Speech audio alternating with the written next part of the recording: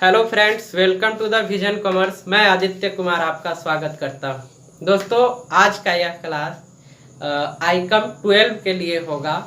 12 के सीरीज में हम लोगों ने अकाउंट्स को शुरू किया था और इसके पहले चैप्टर को हम लोग देखे थे जो नॉन प्रॉफिटेबल ऑर्गेनाइजेशन से रिलेटेड था। साथ ही साथ इससे जुड़े हम लोगों ने बहुत सारे टॉपिक को भी देख चुके हैं और बहुत सारे क्वेश्चंस भी कर लिए हैं। तो उम्मीद है कि आप लोग इसका नोट्स तैयार कर रहे होंगे।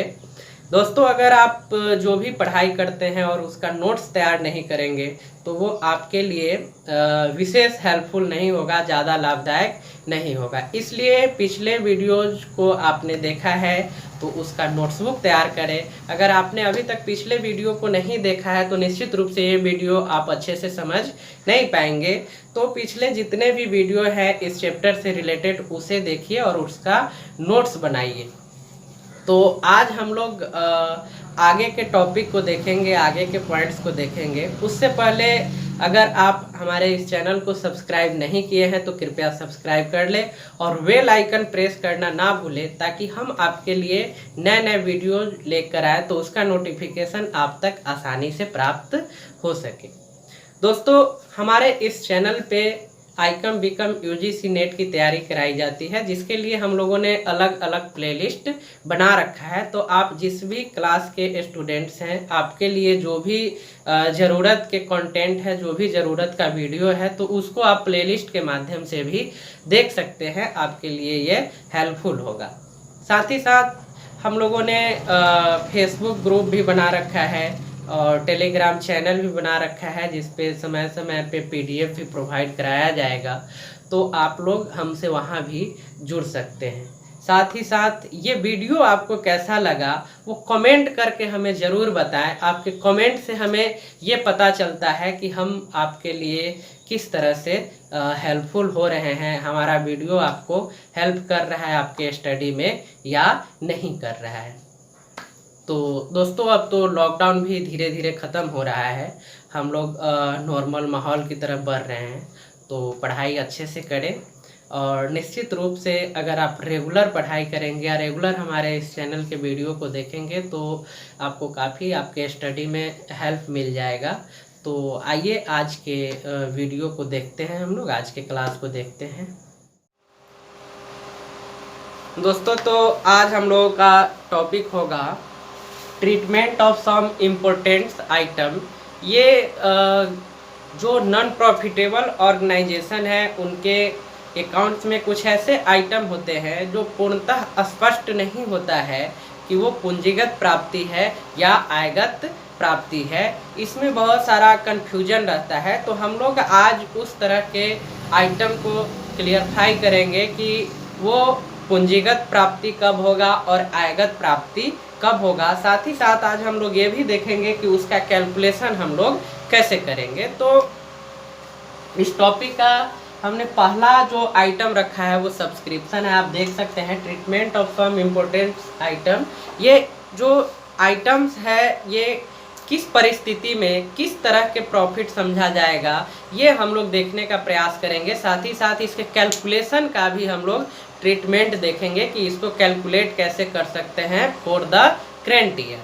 ठीक है, तो ये देखिए, सबसे पहला हमने पॉइंट रखा है सब्सक्रिप्शन। इसे आप हिंदी में चंदा या अभिदान कह सकते हैं। तो सबसे पहले ये समझना जरूरी है कि ये सब्सक्रिप्शन क्या है। तो दोस्तों, जितने भी गैर व्यापारिक संगठन है या गैर लाभ संगठन है जो लाभ के उद्देश्य से नहीं बनाया गया है, अर्थात जो समाज, देश या अपने सदस्यों के सहयोग के लिए बनाया गया है, वही संगठन जो है गैर व्यापारिक संगठन होगा या गैर लाभकारी संगठन होगा, नॉन प्रॉफिटेबल ऑर्गेनाइजेशन होगा। तो इनके पास धन कहाँ से आता है? ये अपने जो इनके संगठन से रिलेटेड, इनके फर्म से रिलेटेड जो आयोजन होता है या ये जो समाज सेवा करते हैं, अपने मेंबर के सहयोग के लिए जो कार्य करते हैं, इसके लिए इन्हें धन की प्राप्ति होती है, वो चाहे जिस भी माध्यम से हो। और वो इस धन का प्रयोग अपने सदस्यों के उत्थान के लिए या सामाजिक उत्थान के लिए या तरह तरह के कार्यों के लिए प्रयोग करते हैं। तो इसमें सबसे पहला जो हमने पॉइंट रखा है, सबसे पहला जो आइटम रखा है वो सब्सक्रिप्शन है। तो ये सब्सक्रिप्शन क्या है इसे समझ लेते हैं। जैसे जो भी नॉन प्रॉफिटेबल ऑर्गेनाइजेशन है उनके मेंबर्स सालाना, मासिक या एक मुश्त जो सब्सक्रिप्शन देते हैं, चंदा देते हैं, तो ये किस परिस्थिति में पूंजीगत प्राप्ति होगा, किस परिस्थिति में आयगत प्राप्ति होगा, इसे हम लोग समझने का प्रयास करेंगे। दोस्तों, जब यह चंदा किसी विशेष उद्देश्य के लिए दिया गया हो या विशेष कार्यों के पूर्ति के लिए दिया गया हो, तो उस परिस्थिति में हम इसे बैलेंस शीट के लायबिलिटी साइड में रखते हैं। अगर ये चंदा विशेष परिस्थिति या विशेष कार्यों के लिए नहीं दिया गया हो तो हम इसका अकाउंट बनाते हैं और ये आयगत प्राप्ति माना जाता है। अगर ये विशेष उद्देश्यों के लिए दिया गया हो तो इसको लायबिलिटी साइड में रखते हैं, और वो जिस कार्य के लिए दिया गया हो, कार्य करने के बाद जो राशि बचता है फिर उसका एडजस्टमेंट हम लोग करते हैं।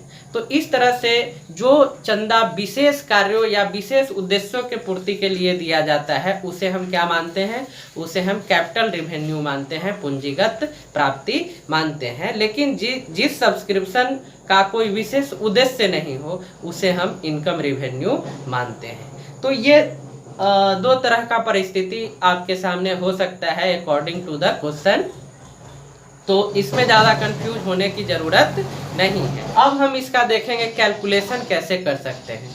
तो दोस्तों, एक बात स्पष्ट रूप से समझ लेना है कि हम कैलकुलेशन करेंट ईयर का करेंगे तो क्वेश्चन में हो सकता है आपको प्रीवियस ईयर का दिया रहे या नेक्स्ट ईयर का दिया रहे, तो थोड़ा सा कंफ्यूजन हो सकता है। तो इसको हम लोग दो तरह से इसका करेंट ईयर का कैलकुलेट कर सकते हैं। सबसे पहला हमारा जो प्रोसेस होगा या पहला जो हमारा ट्रीटमेंट होगा वो ये होगा कि हम इसका जो पार्टिकुलर फॉर्मेट होता है उससे हम बनाकर इसको हम करेंट ईयर का जो प्राप्ति है, जो इनकम है सब्सक्रिप्शन से, उसे हम जान सकते हैं। दूसरा हमारे पास जो तरीका होगा वो सब्सक्रिप्शन अकाउंट बनाकर हम जान सकते हैं। तो सबसे पहले हमने यहाँ बोर्ड पे रखा है, ये जो फॉर्मेट है ये पार्टिकुलर वाइज है, इससे हम करेंट ईयर का कैलकुलेशन कर सकते हैं सब्सक्रिप्शन का। यहाँ देख लीजिए, calculation of subscription for current year. ये करेंट ईयर का सब्सक्रिप्शन क्या है, ये इसका कैलकुलेशन कैसे करेंगे, हम इस चीज़ को इस फॉर्मेट के माध्यम से समझ सकते हैं। तो आइए इस फॉर्मेट को समझने का प्रयास करते हैं। सबसे पहले आप देख रहे हैं ये पार्टिकुलर है और ये अमाउंट है। इसे अच्छी तरह से समझ लेंगे तो इससे रिलेटेड क्वेश्चन सॉल्व करने में आपको थोड़ी सी भी कठिनाई नहीं होगी। तो सबसे पहले देख लीजिए, subscription receive during the year. जो सब्सक्रिप्शन इस वर्ष से रिलेटेड है सबसे पहले हम उसको यहाँ रखेंगे, ये डॉट डॉट लाइन अर्थात ये अमाउंट होगा यहाँ रखेंगे। तो ये क्लियर है। अब इसमें जो देख रहे हैं, add subscription outstanding at the end of the year, इसे समझना जरूरी है। क्योंकि हम किसका कैलकुलेशन कर रहे हैं, करेंट ईयर का कैलकुलेशन कर रहे हैं। तो जो सब्सक्रिप्शन आउटस्टैंडिंग रहता है वर्ष के अंत में, एंड ऑफ द ईयर, जिस ईयर का हम कैलकुलेट कर रहे हैं उसके एंडिंग डे पे हमें पता चलता है कि सब्सक्रिप्शन हमारा आउटस्टैंडिंग है। आउटस्टैंडिंग हमने आपको पहले ही बता चुका है कि जो वसूल होने वाला है लेकिन अभी तक हुआ नहीं है। तो वो किससे रिलेटेड होगा, वो मेरा करेंट ईयर से ही रिलेटेड होगा। इसलिए हम इस करेंट ईयर के सब्सक्रिप्शन में इसको क्या करेंगे, ऐड करेंगे। तो ये पॉइंट हमारा है subscription outstanding at the end of the year. ये यहाँ हमने डॉट डॉट लाइन रखा है, यहाँ आप ध्यान रखेंगे, ये यहाँ डॉट डॉट लाइन है अर्थात ये अमाउंट है। ये क्या है, अमाउंट है। नेक्स्ट जो हमने डाला है, add opening advance prepaid subscription, इसे समझ लीजिए। जैसे क्या है, ये ओपनिंग है। तो ओपनिंग कब होता है, करेंट ईयर के स्टार्टिंग में। तो करेंट ईयर के स्टार्टिंग में अगर हमारे पास एडवांस आता है या प्रीपेड सब्सक्रिप्शन आता है तो हमें ये समझना चाहिए कि वो करेंट ईयर से रिलेटेड है। ठीक है, वो किससे रिलेटेड है, करेंट ईयर से रिलेटेड है। ये दिमाग में सेट रखना है कि आउटस्टैंडिंग एट द एंड हो तो वो करेंट ईयर से रिलेटेड होगा, और एडवांस या प्रीपेड हो और वो स्टार्टिंग एट द ईयर हो, ईयर के स्टार्ट में हो, तो वो भी करेंट ईयर से रिलेटेड होगा। इस चीज को दिमाग में सेट रखना है। तो वो subscription receive during the year, इस वर्ष में, इस ईयर में जो हम रिसीव कर रहे हैं उसमें उसे क्या कर देंगे, हम ऐड कर देंगे। तो ये यहाँ अमाउंट है, इसे हम इसको और इसको ऐड करके यहाँ डाल देंगे और इसको फिर इसको ऐड करके हम यहाँ अमाउंट डाल देंगे। ये आप समझ लीजिए, इसमें थोड़ी सी भी कंफ्यूजन नहीं है। इस ईयर में जो रिसीव किए हैं वो फर्स्ट में आ जाएगा और जो आउटस्टैंडिंग एट द एंड है, ईयर के एंडिंग डे पे हमें पता चलता है कि आउटस्टैंडिंग है, तो ये स्पष्ट है कि वो करेंट ईयर से रिलेटेड है और वो प्राप्त नहीं हुआ है लेकिन होगा। तो उसे भी हम क्या करेंगे, ऐड करेंगे। और स्टार्टिंग एट द ईयर, उस ईयर के स्टार्ट में अगर हमें पता चलता है कि एडवांस या प्रीपेड है तो हमें यह समझना है कि वो इस ईयर से रिलेटेड होगा, इसलिए इस ईयर के रिसीव में हम इसे क्या करेंगे, ऐड करेंगे।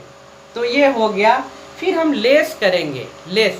तो लेस क्या होगा, सो देख लीजिए, इसका ठीक अपोजिट होता है। तो लेस देख लीजिए, subscription outstanding at the beginning of the year. ये सब्सक्रिप्शन कब का है, जब स्टार्टिंग में हमें प्राप्त हो कि हमें स्टार्टिंग में पता चले कि कुछ सब्सक्रिप्शन जो है आउटस्टैंडिंग है, मतलब अपने सदस्यों पे ड्यूज है, लेकिन वो अभी तक हमें प्राप्त नहीं हुआ है। तो ये कब पता चलेगा, फर्स्ट में, स्टार्टिंग में, स्टार्टिंग एट द ईयर, जो करेंट ईयर है उसके स्टार्टिंग डे में ही अगर हमें पता चलता है कि या इस सदस्य पे इतना सब्सक्रिप्शन ड्यूज है, तो हमें ये समझना है कि ये पिछले वर्ष से रिलेटेड है।